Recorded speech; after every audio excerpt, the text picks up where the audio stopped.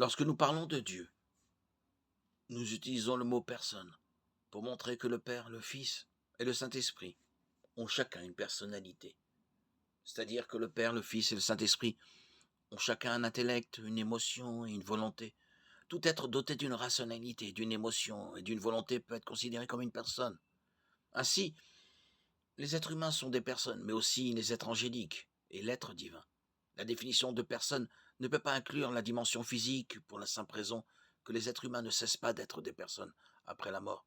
Le corps d'une personne décédée est laissé à la pourriture, mais son essence, sa personnalité, vit au paradis ou en enfer.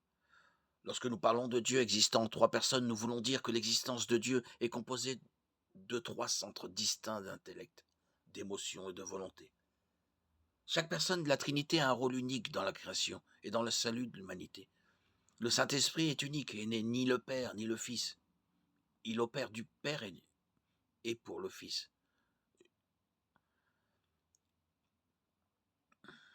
Jean 15, 26. Le Père et le Fils sont également uniques lorsque Jésus a prié le Père.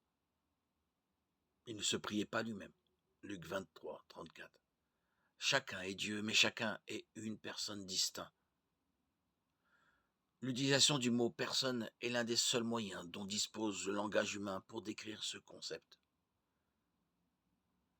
Les trois personnes de la Trinité constituent le Dieu unique et parfaitement unifié. Elles partagent la même nature et la même essence, et elles sont toutes le même Dieu. Mais chaque personne individuelle de la Trinité est distincte et unique. Le fait que Dieu existe en trois personnes est important pour plusieurs raisons. Par exemple, Dieu est amour, 1 Jean 4, 8. Mais dans l'éternité passée, avant que Dieu ne crée un autre être, aurait-il pu être vraiment amour? Autrement dit, l'amour peut-il exister là où il n'y a personne à aimer? Parce que Dieu existe en trois personnes conjointement égales et éternelles, l'amour existe aussi.